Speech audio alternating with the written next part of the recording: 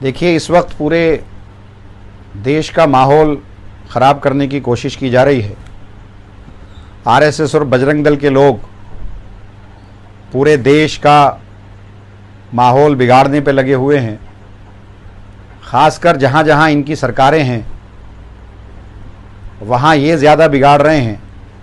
उसी की एक कड़ी में इन्होंने जहांगीरपुरी का जो दिल्ली में है वहाँ का माहौल बिगाड़ा, वहाँ दंगा कराया, और जो कि बहुत ही अफसोसनाक है। दंगाई का कोई मज़हब नहीं होता, दंगाई का कोई दीन नहीं होता, दंगाई दंगाई होता है और दंगाई किसी का नहीं होता। तो मैं अपने हिंदू भाइयों से भी कहना चाहता हूँ कि मुझे बड़ा अफसोस हुआ जब मैंने जुलूस के अंदर देखा कि बच्चों के हाथ में तलवारें थी, बच्चों के हाथ में कट्टे थे, चाकू थे। जहाँ उनके हाथ में किताबें होने चाहिए, कलम होना चाहिए, वहाँ आज उनके हाथ में जो है तलवारें दे दी गई। और ये खुद बजरंग दल और आरएसएस और भाजपा के जो लोग हैं अपने बच्चों को विदेशों में पढ़ाते हैं और आपके बच्चों के हाथ में तलवार इन लोगों ने दे दी। तो ये एक सोचने का मुकाम है। खुद हमारे देश के जो है होम मिनिस्टर साहब, उनका बेटा शेखों के साथ में खेलता है, शेखों के साथ में रहता है, मजाक करता है, उनके साथ में बिजनेस करता है और आपके बच्चों को नफ़रत सिखाते हैं। अगर ये वाकई मुसलमानों से नफ़रत करते हैं तो शेख भी तो मुसलमान हैं। लेकिन इन्होंने पूरे हिंदुस्तान में ये चीज़ दिखाने की कोशिश की, पूरे हिंदुस्तान में एक माहौल बनाया, हिंदू भाइयों को ये चीज़ बताई कि तुम्हारा असल दुश्मन मुसलमान है। अगर तुम, और मुसलमान को अगर हम मार रहे हैं तो तुम्हारे दुश्मन को हम मार रहे हैं, मुसलमान को अगर हम कमज़ोर कर रहे हैं तो तुम्हारे दुश्मन को हम कमज़ोर कर रहे हैं। आप खुद सोच कर देखिए कि हिंदुस्तान में 15% मुसलमान हैं, 15 से 20% मुसलमान होगा और आप लोग 80 से 85% है। कहीं 15% जो बहुत ही कमज़ोर तबका है आपको नुकसान पहुंचा सकता है।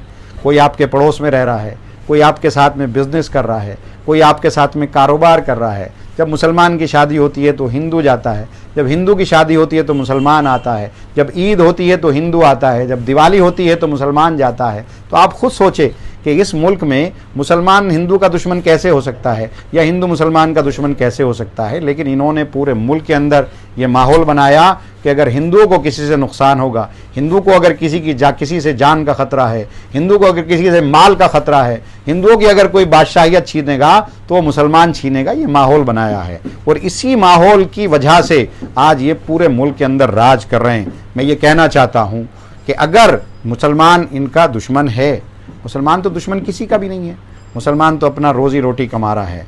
आज ये सत्ता में सिर्फ इसी बुनियाद पर बैठे हैं। असल आपका दुश्मन कौन है?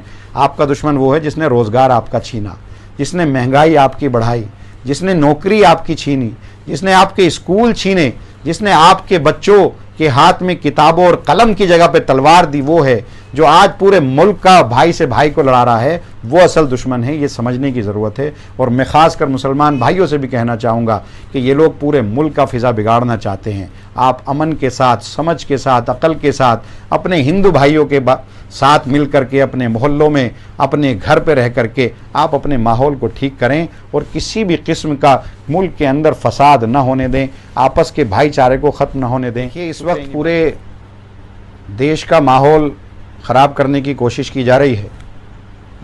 आरएसएस और बजरंग दल के लोग पूरे देश का माहौल बिगाड़ने पे लगे हुए हैं। ख़ासकर जहाँ जहाँ इनकी सरकारें हैं वहाँ ये ज़्यादा बिगाड़ रहे हैं। उसी की एक कड़ी में इन्होंने जहांगीरपुरी का जो दिल्ली में है वहाँ का माहौल बिगाड़ा, वहाँ दंगा कराया, और जो कि बहुत ही अफसोसनाक है। दंगाई का कोई मज़हब नहीं होता, दंगाई का कोई दीन नहीं होता, दंगाई दंगाई होता है और दंगाई किसी का नहीं होता। तो मैं अपने हिंदू भाइयों से भी कहना चाहता हूँ कि मुझे बड़ा अफसोस हुआ जब मैंने जुलूस के अंदर देखा कि बच्चों के हाथ में तलवारें थी, बच्चों के हाथ में कट्टे थे, चाकू थे। जहाँ उनके हाथ में किताबें होने चाहिए, कलम होना चाहिए, वहाँ आज उनके हाथ में जो है तलवारें दे दी गई। और ये खुद बजरंग दल और आरएसएस और भाजपा के जो लोग हैं अपने बच्चों को विदेशों में पढ़ाते हैं और आपके बच्चों के के हाथ में तलवार इन लोगों ने दे दी, तो ये एक सोचने का मुकाम है। खुद हमारे देश के जो है होम मिनिस्टर साहब, उनका बेटा शेखों के साथ में खेलता है, शेखों के साथ में रहता है, मजाक करता है, उनके साथ में बिजनेस करता है, और आपके बच्चों को नफ़रत सिखाते हैं। अगर ये वाकई मुसलमानों से नफ़रत करते हैं तो शेख भी तो मुसलमान हैं। लेकिन इन्होंने पूरे हिंदुस्तान में ये चीज़ दिखाने की कोशिश की, पूरे हिंदुस्तान में एक माहौल बनाया, हिंदू भाइयों को ये चीज़ बताई कि तुम्हारा असल दुश्मन मुसलमान है।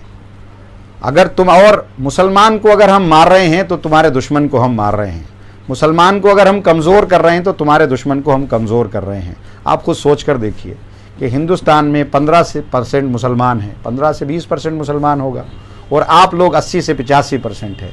कहीं 15% जो बहुत ही कमज़ोर तबका है आपको नुकसान पहुंचा सकता है। कोई आपके पड़ोस में रह रहा है, कोई आपके साथ में बिज़नेस कर रहा है, कोई आपके साथ में कारोबार कर रहा है। जब मुसलमान की शादी होती है तो हिंदू जाता है, जब हिंदू की शादी होती है तो मुसलमान आता है, जब ईद होती है तो हिंदू आता है, जब दिवाली होती है तो मुसलमान जाता है। तो आप खुद सोचें कि इस मुल्क में मुसलमान हिंदू का दुश्मन कैसे हो सकता है, या हिंदू मुसलमान का दुश्मन कैसे हो सकता है। लेकिन इन्होंने पूरे मुल्क के अंदर ये माहौल बनाया कि अगर हिंदुओं को किसी से नुकसान होगा, हिंदू को अगर किसी से जान का ख़तरा है, हिंदू को अगर किसी से माल का ख़तरा है, हिंदुओं की अगर कोई बादशाहियत छीनेगा तो वो मुसलमान छीनेगा। ये माहौल बनाया है, और इसी माहौल की वजह से आज ये पूरे मुल्क के अंदर राज कर रहे हैं। मैं ये कहना चाहता हूँ कि अगर मुसलमान इनका दुश्मन है, मुसलमान तो दुश्मन किसी का भी नहीं है, मुसलमान तो अपना रोज़ी रोटी कमा रहा है। आज ये सत्ता में सिर्फ इसी बुनियाद पर बैठे हैं। असल आपका दुश्मन कौन है?